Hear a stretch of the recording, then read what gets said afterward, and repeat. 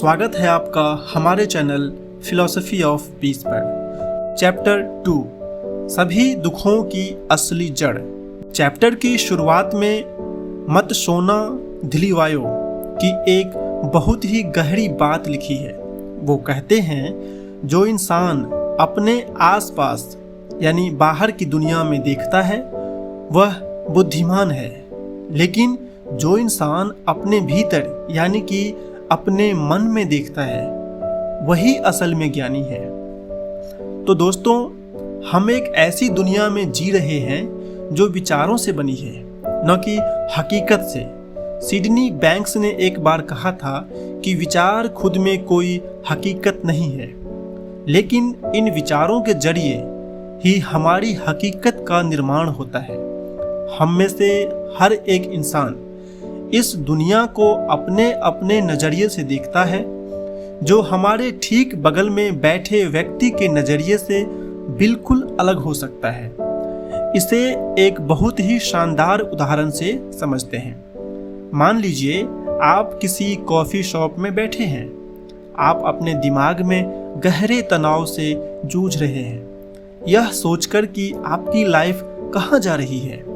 आपको समझ नहीं आ रहा कि आप जिंदगी में क्या कर रहे हैं, और आपको लग रहा है कि बाकी सबकी लाइफ तो बिल्कुल सेट है। वहीं दूसरी तरफ आपके ठीक बगल की सीट पर बैठा हुआ दूसरा इंसान बड़े मजे में अपनी ताज़ा कॉफ़ी की चुस्कियां ले रहा है और शांति से आसपास लोगों को देख भी रहा है।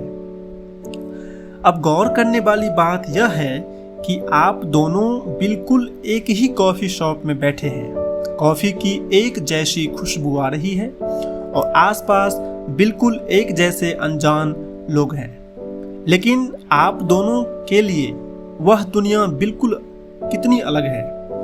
हम में से कई लोग एक ही समय पर एक ही जैसी घटनाओं से गुजरते हैं या एक ही जगह पर होते हैं, फिर भी उस दुनिया को लेकर हमारा अनुभव एक दूसरे से पूरी तरह अलग होता है। इस बात को साबित करने के लिए हम विचारों की दुनिया में जीते हैं, न कि हकीकत में। लेखक एक और मज़ेदार उदाहरण देते हैं। अगर आप 100 अलग अलग लोगों के पास जाएंगे, अगर आप 100 लोगों के पास जाएंगे और उन सभी से पूछें कि उनके लिए पैसा क्या है, तो आपको क्या लगता है कि कितने अलग अलग जवाब मिलेंगे? यकीन मानिए, आपको लगभग 100 अलग अलग जवाब ही मिलेंगे। देखा जाए तो पैसा तकनीकी रूप से एक ही चीज़ है, लेकिन हर इंसान के लिए इसका मतलब बिल्कुल अलग होता है। किसी के लिए पैसे का मतलब समय, आज़ादी, नए मौके, सुरक्षा या मन की शांति हो सकता है, तो वहीं किसी दूसरे के लिए इसका मतलब बुराई, लालच या अपराध की वजह हो सकता है। फिलहाल मैं इस बात में नहीं पड़ूंगा कि कौन सा जवाब सही है या कौन सा गलत। वैसे हिंट के लिए बता दूं कि कोई भी जवाब सही या गलत नहीं होता, लेकिन इस पर बात किसी और चैप्टर में करेंगे। इसी बात को समझने के लिए एक और उदाहरण लेते हैं। अगर आप फिर से 100 अलग अलग लोगों का सर्वे करें और उनसे पूछें कि वे हमारे देश के राष्ट्रपति के बारे में क्या सोचते हैं, तो आपको कितने अलग अलग जवाब मिलेंगे। भले ही हम बिल्कुल एक ही इंसान की बात कर रहे हैं, फिर भी हमें 100 अलग अलग तरह के विचार सुनने को मिलेंगे। ऐसा इसलिए है क्योंकि ज़्यादातर लोग हकीकत में नहीं बल्कि दुनिया को लेकर अपने ही विचारों और अपने नज़रिए के दायरे में जीते हैं। किसी भी घटना को हम जो मतलब देते हैं वही अंत में यह तय करता है कि हम उस घटना के बारे में कैसा महसूस करते हैं। वह मतलब या सोच एक तरह का फिल्टर बन जाती है जिसके जरिए हम आगे की जिंदगी को देखते हैं। इसी वजह से हम हकीकत के सिर्फ एक नज़रिए में जीते हैं, न कि खुद असली हकीकत में। हकीकत तो सिर्फ इतनी है कि कोई घटना घटी बिना किसी मतलब, बिना किसी सोच या बिना किसी व्याख्या के। अब उस घटना को हम जो भी मतलब या विचार देते हैं वह पूरी तरह हमारे ऊपर निर्भर करता है और उसी से हकीकत को लेकर हमारा नज़रिया बनता है। इसी तरीके से जिंदगी को लेकर हमारे अनुभव अंदर से बाहर की ओर तैयार होते हैं। यानी कुल मिलाकर बात यह है कि हमारी जिंदगी में जो घटनाएं घटती है वह मायने नहीं रखती, बल्कि हम उन घटनाओं का क्या मतलब निकालते हैं उससे यह तय होता है कि हम अच्छा महसूस करेंगे या बुरा महसूस करेंगे। यही वजह है कि तीसरी दुनिया के गरीब देशों यानी थर्ड वर्ल्ड कंट्रीज के लोग कभी कभी अमीर देशों यानी फर्स्ट वर्ल्ड कंट्रीज के लोगों से ज़्यादा खुश नज़र आते हैं और अमीर देशों के लोग सब कुछ होते हुए भी उनसे कहीं ज़्यादा दुखी और परेशान रहते हैं। हमारी भावनाएं बाहरी घटनाओं से नहीं आती, बल्कि उन घटनाओं को लेकर हमारे दिमाग में चलने वाली सोच से पैदा होती है। इसलिए हम असल में सिर्फ वही महसूस कर सकते हैं जो हम उस वक्त सोच रहे होते हैं।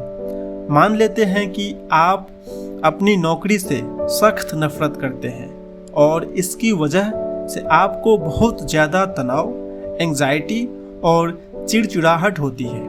हालात यह है कि ऑफिस की बिल्डिंग में कदम रखने से भी आपको तकलीफ होती है और नौकरी के बारे में सिर्फ सोचना ही आपको गुस्से से भर देता है। अब मान लीजिए आप अपने घर में सोफे पर बैठकर अपने परिवार के साथ कोई टीवी शो देख रहे हैं। सब लोग बहुत मज़े कर रहे हैं, लेकिन आपका दिमाग आपकी नौकरी के बारे में सोच सोचकर अंदर ही अंदर उबल रहा है। परिवार में हर कोई अच्छा समय बिता रहा है सिवाय आपके। इस खास पल में आपके परिवार के बाकी लोग जिंदगी का एक बिल्कुल अलग और खुशनुमा अनुभव ले रहे हैं, जबकि परिस्थिति सबके लिए एक जैसी है। नौकरी के सिर्फ एक विचार ने आपके लिए हकीकत का एक बिल्कुल अलग और डरावना नज़रिया बना दिया। भले ही आप शारीरिक रूप से ऑफिस में मौजूद नहीं हैं, बल्कि अपने घर पर हैं। अगर यह बात सच होती कि बाहरी घटनाएं ही हमारे अंदर की भावनाओं को तय करती है, तो जब भी आप अपने लिविंग रूम में बैठकर परिवार के साथ कोई मज़ेदार टीवी शो देखते, आपको हमेशा खुश होना चाहिए था। लेकिन असल में ऐसा नहीं होता। अब आप शायद यह कह सकते हैं कि मुझे ऐसा सिर्फ इसलिए महसूस हो रहा है क्योंकि मेरी नौकरी एक बाहरी हकीकत है और उसी की वजह से मैं तनाव और एंजाइटी में हूँ। तो इस पर मैं आपसे एक सवाल पूछूंगा, क्या यह बिल्कुल सच है कि दुनिया का हर एक इंसान अपनी नौकरी के बारे में ऐसा ही महसूस करता है जैसा कि आप करते हैं? दोस्तों, दो अलग अलग लोग बिल्कुल एक जैसी नौकरी कर सकते हैं, लेकिन उस नौकरी को लेकर उन दोनों का अनुभव पूरी तरह से अलग हो सकता है। हो सकता है कि वही नौकरी किसी एक इंसान के लिए दुनिया का सबसे शानदार अनुभव और उसकी ड्रीम जॉब हो, जबकि दूसरे इंसान के लिए वही नौकरी उसका सबसे बुरा सपना और जीती जागती नरक जैसी बन जाए। इन दोनों इंसानों में सिर्फ एक ही फर्क है, वह यह कि वे अपनी नौकरी के बारे में सोचते कैसे हैं, और यही सोच अंत में यह तय करती है कि वे कैसा महसूस करते हैं। अब चलिए वापस चलते हैं हमारे उसी उदाहरण पर जहां आप अपनी नौकरी से नफरत कर रहे थे। याद कीजिए कि जब आप उस नौकरी के बारे में सोचते हैं तो आपको कितना तनाव, एंजाइटी और चिड़चिड़ाहट होती है। चलिए इसी बात पर एक छोटा सा थॉट एक्सपेरिमेंट करते हैं और नीचे दिए गए सवाल का जवाब ढूंढते हैं।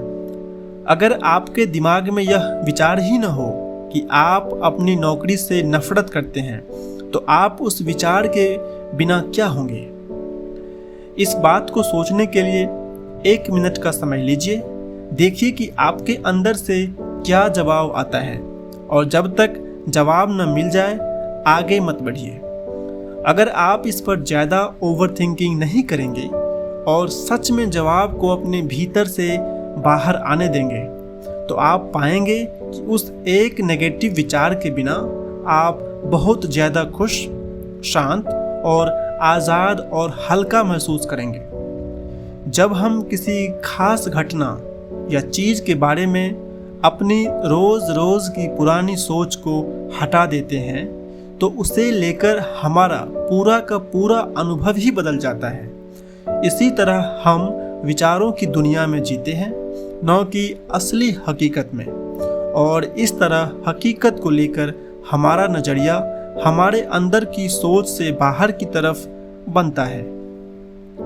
इस नई समझ के साथ आपने अभी अभी इंसानों के सारे मानसिक दुखों की असली वजह का पता लगा लिया है। यानी हमारे सारे दुखों की असली जड़ हमारी अपनी सोच ही है। अब इससे पहले कि आप गुस्से में इस किताब को कमरे के उस पार फेंक दें या इसमें आग लगा दें, मैं यह नहीं कह रहा हूँ कि यह सिर्फ हमारे दिमाग में है और असली नहीं है। हकीकत को लेकर हमारा नज़रिया बहुत सच्चा होता है। हम जो सोचते हैं वही महसूस करते हैं, और हमारी भावनाएं बिल्कुल असली होती हैं। इस बात से कोई इनकार नहीं कर सकता। लेकिन जब हम यह नहीं समझ लेते कि हमारी हकीकत बनती कैसे है, तब तक हमारी सोच हमें एक ऐसी सच्चाई की तरह लगेगी जिसे बदला नहीं जा सकता।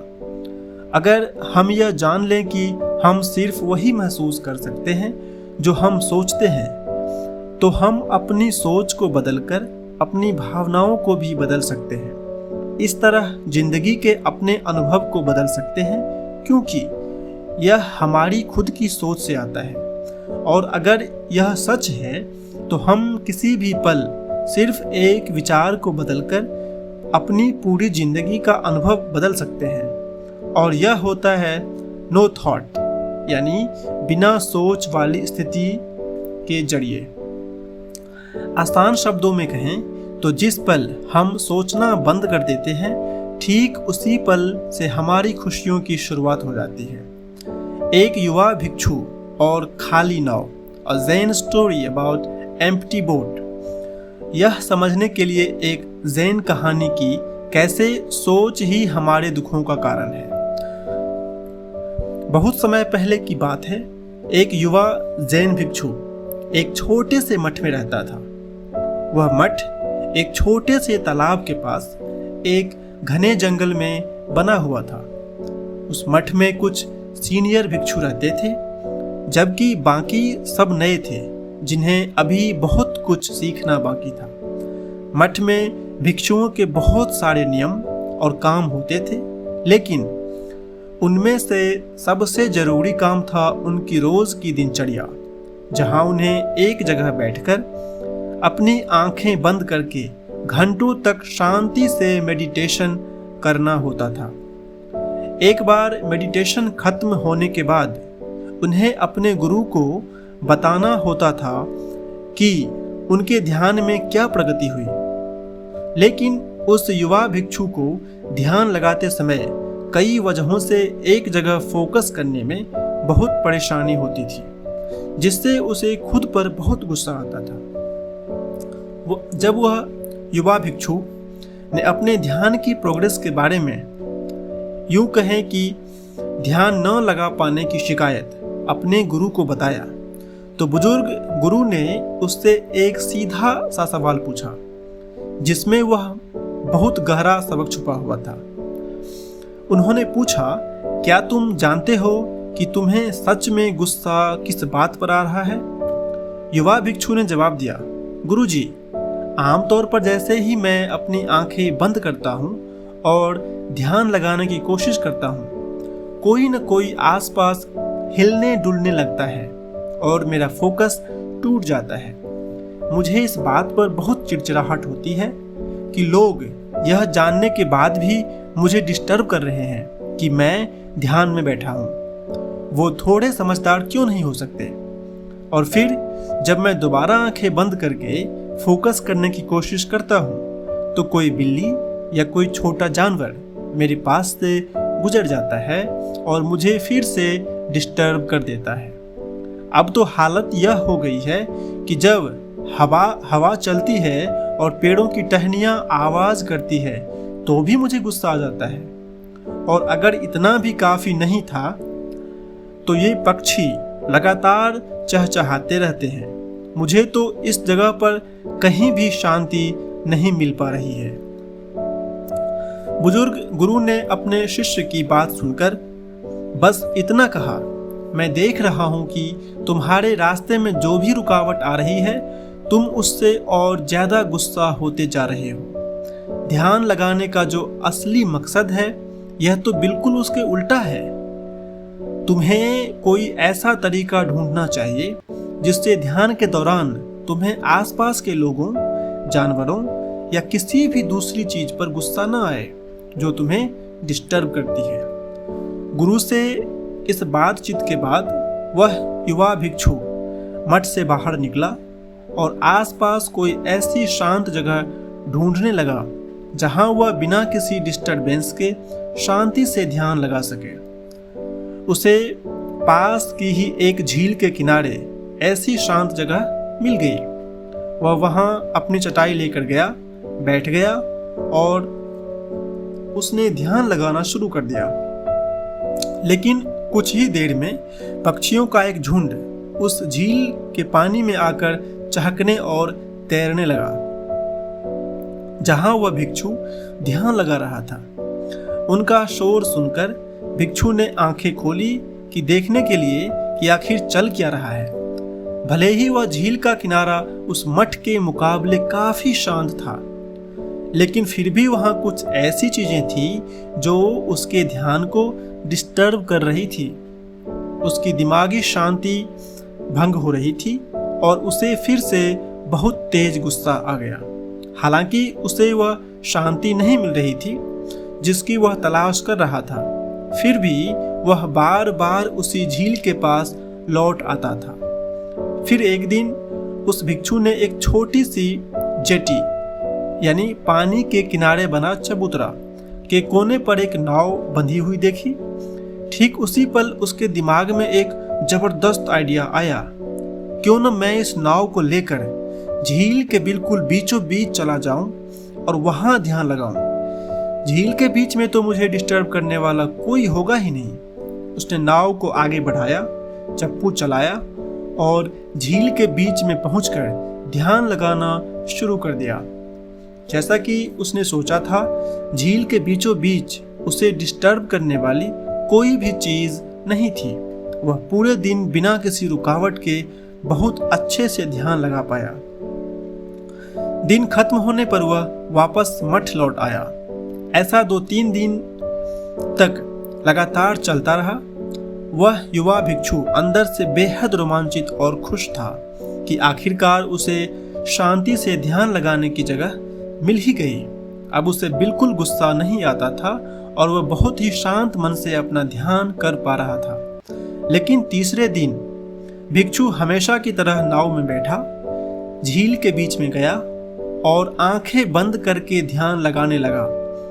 कुछ ही मिनटों बाद उसे पानी में छपाक की आवाज सुनाई दी और महसूस हुआ कि उसकी नाव हिल रही है। वह मन ही मन फिर से परेशान और चिड़चिड़ा होने लगा कि हद है यार, इस झील के बीचों बीच भी कोई न कोई मुझे डिस्टर्ब करने आ ही गया। जब उसने अपनी आंखें खोली तो उसने देखा कि एक दूसरी नाव बिल्कुल उसकी नाव की तरफ सीधी चली आ रही है। वह जोर से चिल्लाया, अपनी नाव को दूसरी तरफ मोड़ो, नहीं तो वह मेरी नाव से टकरा जाएगी। लेकिन वह दूसरी नाव रुकी नहीं, उसकी तरफ सीधी आती रही और अब सिर्फ कुछ ही फीट की दूरी पर थी। वह दोबारा जोर से चिल्लाया, लेकिन सामने वाली नाव पर कोई असर नहीं हुआ और वह सीधे आकर भिक्षु की नाव से टकरा गई। अब तो उसका गुस्सा 7वें आसमान पर पहुंच चुका था। वह गुस्से से तमतमाते हुए चीखा, तुम कौन हो और तुमने इस इतनी बड़ी झील के बीच में मेरी नाव को टक्कर क्यों मारी? सामने से कोई जवाब नहीं आया। इस खामोशी ने उस युवा भिक्षु को और भी ज्यादा आग बबूला कर दिया। दोस्तों, वह भिक्षु अपनी नाव में उठकर खड़ा हो गया ताकि देख सके कि आखिर दूसरी नाव में कौन है। लेकिन जैसे ही उसने नाव के अंदर झांका, वह हैरान रह गया। उस नाव के अंदर कोई भी नहीं था। वह नाव बिल्कुल खाली थी। शायद वह हवा के बहाव के साथ बहती हुई झील के बीच में आ गई थी और तैरते तैरते सीधे इस भिक्षु की नाव से आकर टकरा गई थी। जैसे ही भिक्षु ने देखा कि नाव खाली है, उसका सारा गुस्सा पल भर में हवा हो गया। वह सिर्फ एक खाली नाव थी। वहां ऐसा कोई इंसान था ही नहीं जिस पर वह अपना गुस्सा निकाल सके। ठीक उसी पल उसे अपने गुरु का पूछा हुआ वह सवाल याद आया, क्या तुम जानते हो कि तुम्हें सच में गुस्सा किस बात पर आ रहा है? और तब उसे असलियत समझ आई। उसने सोचा, मुझे गुस्सा किसी दूसरे इंसान, परिस्थिति या किसी बाहरी वजह से नहीं आ रहा है। यहाँ तक कि इस खाली नाव की वजह से भी मुझे गुस्सा नहीं आया, बल्कि इस खाली नाव पर जो मैंने अपना रिएक्शन दिया, असली गुस्सा तो उसी वजह से पैदा हुआ था। मेरी जिंदगी में जितने भी लोग या परिस्थितियां मुझे परेशान और गुस्सा करती हैं, वे सब इस खाली नाव की तरह ही तो हैं।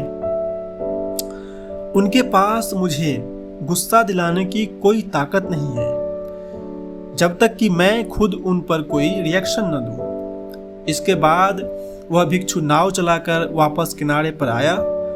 वह अपने मठ लौटा और बाकी भिक्षुओं के साथ बैठकर दोबारा ध्यान लगाने लगा। अब भी उसके पास शोर शराबा था, लोग आ जा रहे थे और डिस्टरबेंस वैसी ही थी। लेकिन अब उस भिक्षु ने उन सभी आवाज़ों को एक खाली नाव की तरह ट्रीट करना शुरू कर दिया और शांति से अपना ध्यान लगाने में कामयाब रहा। जब बुजुर्ग गुरु ने उसके अंदर का यह बड़ा बदलाव देखा तो उन्होंने मुस्कुराते हुए उस युवा भिक्षु से बस इतना कहा, मैं देख रहा हूँ कि आखिरकार तुमने ढूंढ लिया कि तुम्हें सच में गुस्सा किस बात पर आ रहा था और तुमने उस पर जीत हासिल कर ली है। तो दोस्तों, ये था चैप्टर 2 के बारे में। अब चैप्टर 3 हम नेक्स्ट पार्ट में देखेंगे।